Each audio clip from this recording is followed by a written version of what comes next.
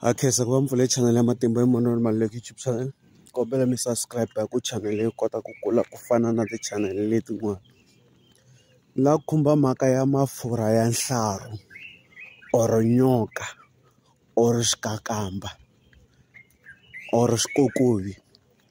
Vo tala ma yi tiva nyoka ya nhlaru, van'wana va yi tiva va se tshama va yi vona hi matihlo, va yi vona ka mavonakule or ka tithelevhixini or ka ti-TV.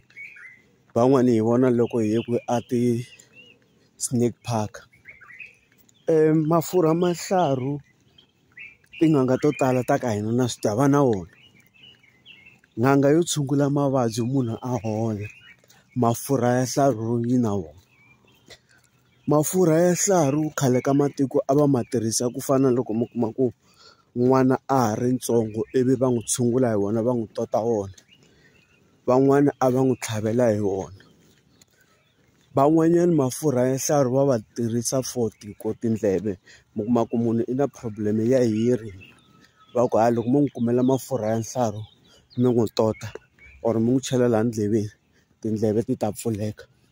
Kumbe loko ku ri ke ni ku na swivavi swo karhi enengeni or kwihi mi fika mi n'wi tota nyana vona i ta hola.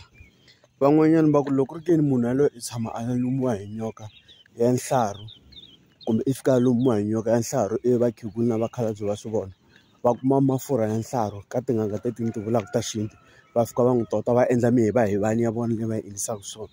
Swi ya hi vona ku mihivahivani leyi va yi endlisa ku yini. So lebyiya or mafurha lamaya a swi talangi mi kuma ku ma khosela vanhu mavabyi because i swilo swa yini, i swilo swa xintu. Lava tivaka timhaka ta xintu va tivaka vutshunguri bya xintu va ta yima na mina. I vuvabyi i murhi or i mafurha lama tirhisiwaka ngopfu ka swilo swa xintu ngopfu. Ka xilungu a ni tivi but mi kuma ku tindhawu tin'wani ku na mimirhi yin'wana va yi endlaka mi kuma yi vekiwile lomu tikhemisi va nghenise ku fanisiwe yona nhlaru laha ku okay laha ku na mafurha ma nhlaru hi tota kwihi na le kwihi. Se ma tirha ngopfu too much kwalaho.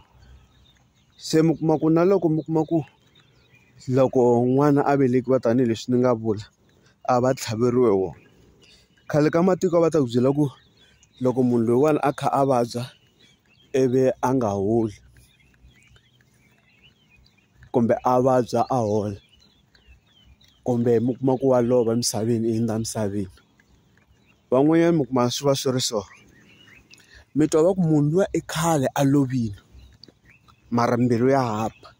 Ni vulavula yini? Loko a lovile mi kuma ku a ri kaya loko va ta lava timuxara or vayini va ta ku va le ka munhu va n'wi veka ka swititimeti or ka swigwitsirisi, va fika va n'wi khoma ku hayi mani munhu loyi mbilu ya haba a nge se lova because of what i tlhaveriwe hi mafurha ya nhlaru a ha ri ntsongo kumbe a ri na vo ma 2 years or 3 years i za a vabyanyana vuvabyi byo karhi ivi va ku lebyiya byi lava mafurha ya nhlaru.